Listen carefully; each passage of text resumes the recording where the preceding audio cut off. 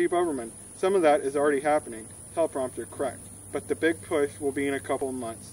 Then our international banking friends, led by the Chinese, will devalue the dollar, and the race will be on. Keith Olbermann, just a repeat of what is happening to Greece right now, and it's starting to happen to other Euro countries. Teleprompter, again correct. The euro and the dollar will be collapsed pretty much the same time. When it really starts to happen, it will be a race to see which currency will hit bottom the fastest. Keith Olbermann, how soon before it happens? Teleprompter, well, as I mentioned before, it is already in the process, but the big push is set for later this year, and especially next year. Keith Olbermann, you're talking about a major hyperinflation setting in? This sounds like what happened in the early 1900s, not only in America, but in Germany and other places as well. Teleprompter, yes. We actually did it twice, and it worked really well both in America and Germany, but those were just practice sessions compared to what is going to happen this time around. Keith Olbermann, in the 1930 crash, they shoveled the stimulus monies out, but it made things much worse. Instead of a year or two before recovery, they created the Great Depression that didn't get over until World War II happened, over 10 years later. Teleprompter, that's the pattern we are following, only this time it will be on the bigger scale than before. But we have taken great pains to make sure that America comes out the loser in the war. Also, it will happen much faster this time because we are more in control than before and have set things up better for after the war. Keith Olbermann, what do you mean? What war? Teleprompter, well, after taking the monies, homes, lands, properties, businesses, and banks of the stupid people and have set ourselves up to receive billions of international tax monies in the future as a carbon tax, which is actually a tax for breathing air, and entrenched us in our friends in the future New World Order leadership, and set things up for the stupid people will pay more or less our working slaves in the future. Before a majority of the people figure out what is going on and rebel against us, we will go to war with China and Russia.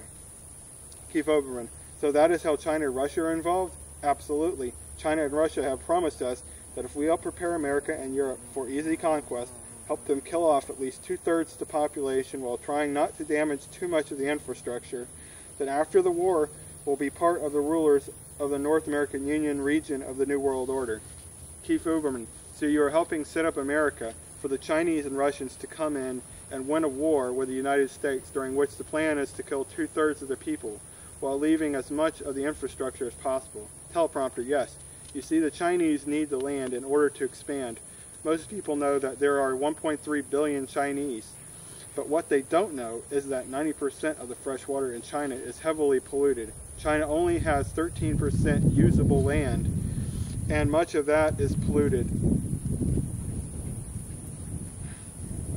as is a lot of the air. To the Chinese, America is a land of fresh, clean water, clean air, unspoiled land, and lots of untapped mineral resources, especially oil, which they so desperately need. And North America has plenty of land. Most people don't understand that North America is more than twice the size of China, and most of it's empty with room to spare. In fact, if you moved all 1.3 billion Chinese over to North America and gave every Chinese family 1/3 of an acre of land, they would all fit into the state of Texas. Keith Olbermann, so how do the Chinese plan to win a war in the U.S. without huge casualties and leave a lot of the buildings and infrastructure intact? Teleprompter, well, my good friend, Shi Hatoyan, vice chair of the Chinese military, explained it. Let me quote him. Keith Olbermann, so what is your job in this? Teleprompter, our assignments are to, 1.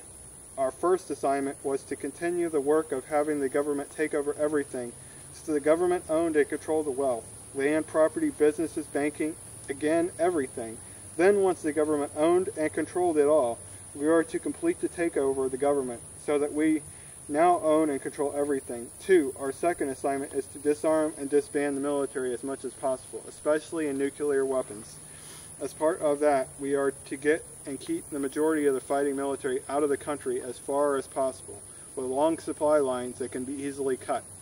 As part of this, we have also allowed to be stolen or have sold just about every military and defense secret the U.S. has to the Chinese and Russians. In fact, Bill and Hillary will receive a special commendation for their efforts in the regard after the shooting stops. They were great. 3. We are to disown the people as much as possible, forcing the first on leaders and their followers who would not easily accept being Chinese slave laborers in what to be called Americhina. If we get the opportunity, we are to round them up and get rid of them before the EMP strike. 4. Last, we are to create a crisis so that the UN is asked to send in help, which will be a lot of Chinese and Russian troops. Keith Olbermann, how does the open borders fit into all this? Teleprompter, in order to create crises after crises, and especially chaos and violence in the cities, we need the Mexican gangs, the drug cartels, Al-Qaeda, radical Muslims, and every else we can get to come in and create havoc. In fact, we are arming them and helping them so that they are actually become the enforcement arm of our private army, just like the brown shirts, goon squads, and SS in Hitler's day. Plus, their votes will help ensure our takeover of the government. Therefore, the borders must remain open to let all of our helpers in. Keith Olbermann, how are you going to take the guns away from the people? A lot of Americans love their guns, and pro-gun lobby is very powerful, and it seems to be growing. Teleprompter, just think Katrina going nationally. We plan to create a huge crisis of national emergency, or if we are really lucky, have one pop up on its own like Katrina did.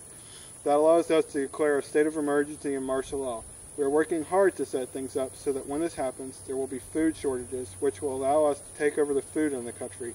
During martial law, we will have people create incidents, which will force us to take the guns away from the people, just like we did in Katrina. That's what our helpers will help with. We will do this in some of the big population centers first, and then move out from there. As Ram says, never let a good crisis go to waste. Keith Olbermann, you're right. If there are food shortages, it will sure cause violence and riots in the cities, and you could probably even blame it on the Tea Party people some way. Pretty smart. Who's going to go house to house and get the guns? Teleprompter, the Chinese and Russians, of course. Part of the plan is that this national emergency will create such chaos and violence, especially in the big cities, that we will ask for help to restore peace in the areas. The United Nations will send a couple of million volunteers, UN peacekeeping troops, who will mostly Chinese and Russian military to help us out. Keith Olbermann, so when the war does start, the Chinese and Russian military will already be here.